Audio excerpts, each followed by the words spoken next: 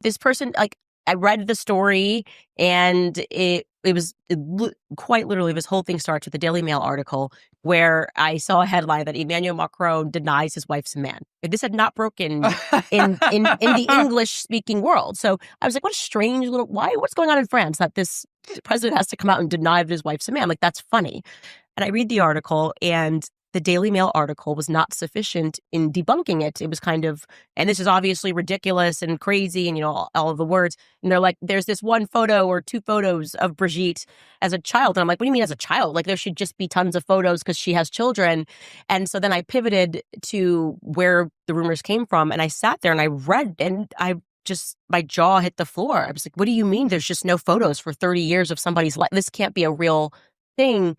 And I thought this was so interesting that the implications here for me that I thought were more severe is that the entire media of France would collude to hide this very obvious thing, right? So it was more like, this is funny. And then I get fired from a Daily Wire almost, I think, 2 weeks after covering that story. Covered it in March. I got fired in March of 2024. The next thing I know, I'm fired. I start my new podcast. I get demonetized on YouTube. They're hitting me over speaking about the Brigitte thing again.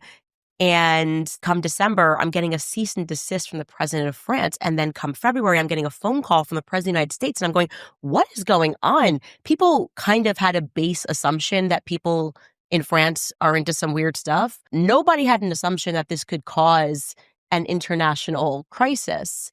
And then when I actually sat down that December with Xavier Poussard and got the full download on the story, he's the one who did the Becoming Brigitte series and wrote the book on it, I went, oh, wow, this is way more severe than I had realized. And we are talking about a culture that fosters pedophilia and being protected by governments worldwide. That's important, And it felt like a story that I needed to bring to light. That was kind of that's how that happened. It was very natural. There was no, I want to be super controversial.